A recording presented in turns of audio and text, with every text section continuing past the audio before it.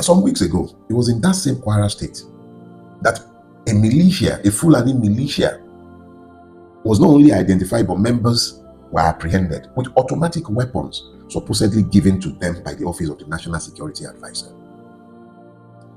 What is going on in this country? The president, who is never bothered to visit the scene of any of this, at least Buhari tried, even if he will carry his red carpet, he went to Dachi. This one doesn't go anywhere. Yelawata, there are too many tragedies to track. I'd like us to speak to the subject. Nigeria, a finished country. I pick my words deliberately. And if you've been anywhere near me for some time, you will know that, and I've spoken to this multiple times, I hate linguistic inexactitude. Words should mean what they are meant to mean. Nobody should be wondering what you mean when you use words. So when I speak to the subject, Nigeria, a finished country, I speak about it being finished in the same terms that you speak about the completion of a task. Those who had set themselves the task of finishing Nigeria as an enterprise have actually completed their task, because they have actually done a fantastic job of finishing Nigeria. Don't worry, I'll explain. During the course of the week that was, and there's really no need to speak to the week that was today because it hasn't been a very good week. During the course of that week, a series of events cascaded, one on top of the other. News were coming from different angles that confirmed to me that we're going to have to reinvent Nigeria if it is to survive, because the Nigeria that we were all managing, Buhari killed it, but Tinubu is burying it. And when I use Buhari, Tinubu, understand that I am not speaking to their person. I'm speaking to the system that used them or is using them to finish what it was designed to do, which is to finish Nigeria. Question is whether it will finish those who are labeled Nigerians. It is because the like of me do not want to see this country finished, so that my seed are not finished. That is why I'm forced to speak. And I'm also forced to speak so that perhaps those who are coming behind might be able to find their way out of the madness that all of you are helping to entrench today. So during the course of the week, I began to assimilate the news of American troop deployment in Nigeria. I was seeing the justifiable celebration of the victims of Nigeria as American troops have been deployed in Nigeria. Because most of the time I speak in epigrams, I'll just throw a sentence and I will not bother to explain myself. It is for those who have the capacity to think, to understand the things I post on social media. It's too small, too restrictive in space for me to fully explain the thoughts. So I leave it for idiots to argue, for the wise to question, and for those interested in learning to ask questions. But I'm really bothered by the reactions and the cacklings that I see when I post these thoughts. One of the things I posted spoke to what Malu did in 2001 that led to his dismissal by Obasanjo. And what did Malu do? I'll tell you. Malu resisted Obasanjo's embrace of the American security plan for the Gulf of Guinea, which led to the setting up of the African command of the American army. They wanted bases in Nigeria, and Obasanjo was happy to play along. But Malu, as the chief of army staff, refused. He resisted. He pointed out how such concession amounted to a surrender of Nigerian sovereignty. And Malu wasn't acting alone. A generation before him, there was widespread protests in Nigeria, led mostly by the University of Ibadan students.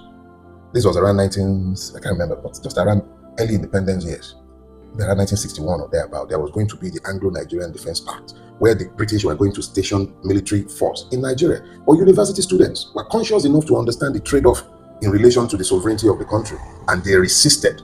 And because of their resistance, that pact was neutered. When Obasanjo came, Malu sacrificed his career. Probably led to the invasion of Zakibian. But the important thing is this: somebody spoke up, recognizing that the territorial integrity of a country should not be surrendered to another in the manner that Obasanjo was proposing at the time. The Nigerian army, which Victor Malu commanded, was the same army that Victor Malu led a portion of to restore peace in Ekomog. Malu understood the importance of the sovereignty of this country. May God rest his soul. Here is the thing. At the time in question, Nigeria did not have its territorial integrity challenged by monsters who were imported by monsters looking for power in 2014, 2015. I am not suggesting that Nigeria was El Dorado before the formation of the APC and its importation of terrorists into Nigeria. That is not what I am saying. The madness in Nigeria actually started around 2001, when Obasanjo was getting ready for second term and northern governors weaponized Islam, and this was the seeding ground for Islamist terrorism in northern Nigeria. But what happened? What happened in 2014 was on another level entirely. These were persons coming into power and who were willing to do deals with terrorists in order to capture power. This is no longer conjecture. These are facts, and we should no longer be arguing facts. To be arguing against the fact is to be mad, and I'm not going to join you insane laws in doing that. You have to be mad to be arguing about the complicity of the APC in the terrorism that has overtaken Nigeria today. So when you now understand that persons in your government committed themselves to treason, and most of them are still in power today, the territorial integrity of Nigeria was surrendered, thrown away, deliberately trampled upon in pursuit of power. It's not unique to those who weaponized Islam. Niger Delta militancy was equally weaponized, and those who are weaponizing Islam readily point to the amnesty in the Niger Delta because they understand the parallel in criminality, even though the grievances of the Niger Delta, which remain unaddressed till date, are genuine. They point to the separatists in the southeast as though a quest for freedom is the same as terrorism. This is the mindset of those who have gained power weaponizing Islam and encouraging terrorism. There is barely any politician of note in northern Nigeria today that is completely free of complicity in the madness that has overtaken Nigeria as far as Islamist terrorism is concerned. Let's not talk about the mindset. People who deleted tweets that they had put out in condemnation of terror. Those are the seeding ground for the madness that has become accepted as the norm. This is how you finish a country, with complicity. You keep quiet in the face of evil. You find reasons not to speak. How do you think a country speaks for itself when those who are actually victims find reason to be quiet in the face of evil? How? So they have built a country where those who should be proud citizens were clapping, applauding the entry into their country of a malevolent, let's be clear, American interest in Nigeria is not benevolent, malevolent, because I can't think of a person comes to power telling you America first. He speaks in very clear terms about who he is. And his first intervention in our country, they've profiled us, they know us. He spoke about Christian genocide. Is there Christian genocide in Nigeria? Most definitely there is. Most definitely. But those are dog whistles. The minute he said that, the system went into overdrive. People began to talk about, oh, there were Muslim victims too. Oh, the point is there a Christian genocide or not? You know it, I know it, there is. But are there Muslims being killed or not? Most definitely. In crazy numbers too. But let's be clear, people are dying simply because of their identity in most cases. That does not devalue the truth of Muslims being slaughtered in crazy numbers. These are the facts. But those who used it, they know what to get from you. They know the kind of reactions they will get out of us because they know that we have subjectified humanity within our country. And then we speak about Trump's racism when we cannot even speak to our own humanity and everybody is reduced to either their religion or their ethnicity. Oh, 120 Muslims were killed. So their humanity is subsumed beneath an identity. Oh, 50 Christians were slaughtered. Oh, we've devalued humanity in this country and you still think the country is not finished. You think the country is not finished where we have managed to divide ourselves to the point of dehumanization. You look around the whole country. How did it happen that a military that was capable of restoring peace fought a guerrilla warfare? Fought guerrilla warfare in Sierra Leone, in Liberia, had led multinational forces since as far back as the 60s, are commended for their immense capacity whenever they had served on international peacekeeping forces in Sarajevo, in the Congo. The same military that could intervene in Benin, that same military is incapable of enforcing peace in its own, guaranteeing security to the point where America had to send its soldiers. And you say that country is not finished. It's not that American soldiers are even on Nigerian soil. It's the fact that Nigerians are legitimately and rightly happy, rejoicing at the idea. And you say the country is not finished.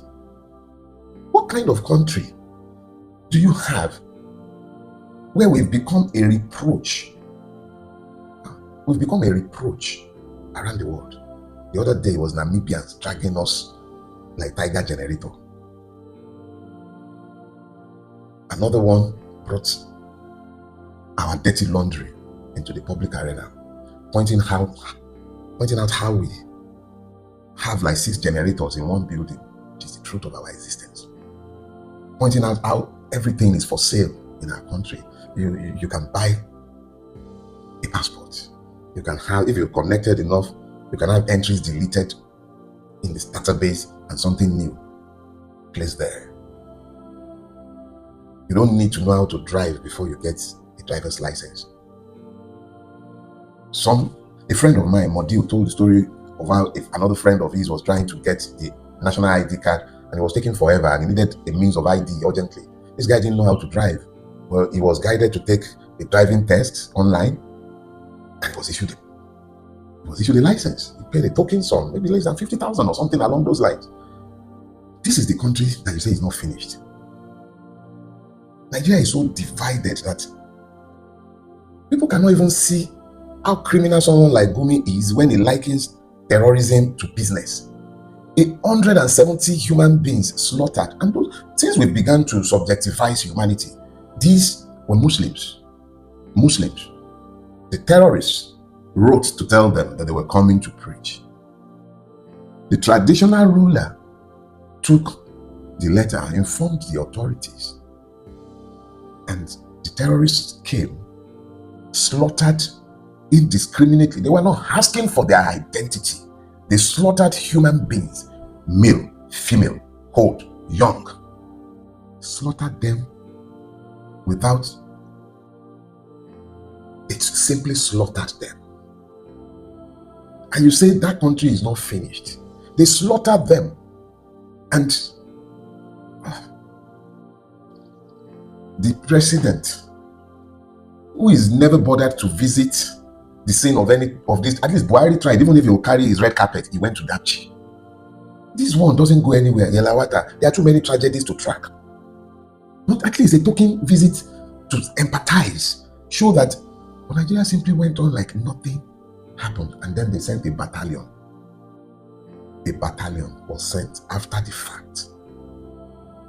After the fact. Let me remind you that some weeks ago, it was in that same Kwara state that a militia, a Fulani militia, was not only identified, but members were apprehended with automatic weapons supposedly given to them by the Office of the National Security Advisor. What is going on in this country that suggests to you that this country is not finished? A country that cannot guarantee the security of its own territory. Citizens are victimized, rendered as victims in the country, and you say that country is not finished. We've normalized the language of division in subjectivizing the humanity of victims. Oh, it's Christian genocide. Oh, it's Muslim being killed. Oh, so we have to describe the humanity with some qualifier in order to do what exactly? Maintain a balance of victims, keep a record of equity in the killings. These are things that have been done deliberately to finish this country. Where else, in a time where we subjectivize everything, where else would you find a government that thinks it's okay, a party that thinks it's okay to enthrone a man caught on camera shoving dollars into Babariga as his national chairman? The same party thought it was okay to have Muslim in a country utterly divided by religion, sectarianism, and ethnicity. They thought nothing of it, and we are reaping today the rewards. This country that you say is not finished, a government that has millions of children out of school, millions of citizens untrained, not skilled in any business, not capable of creating value, but this state went and borrowed money to send people to Hajj. And you think that country is not finished? I was watching a video the other day online, some Chinese fruit seller, and whilst he had his watermelon and stuff on his kiosk, he was coding. I think he was Somebody identified it as him writing some kind of computer. I'm not tech savvy, but this guy was coding. He was doing some kind of computer thing behind his fruit display. Why is it so difficult to understand that what you plant is what you would reap? You plant the wind, you reap whirlwinds, instead of training the youth. This governor went and borrowed money to send people to Hajj. The same Hajj money that we've been told multiple times they would even embezzle. Borrow money to send people to Hajj, embezzle it. It was in this same Nigeria that a friend of mine told me of a story where the Christian Pilgrims Board, intent on spending its allocation for that year, it was towards the end of COVID. Israel was shut down to the world. They wouldn't open their border. The pilgrims, Christian pilgrims, going on state sponsorship, went to Beirut. They went to Lebanon. They couldn't access Israel, but they still intended to spend that money. This is a country with over 30 million children out of school, but we are spending money to send people to Hajj, to Jerusalem. None of these are meant to be a charge on state purse, but in a finished country. This is what we do routinely.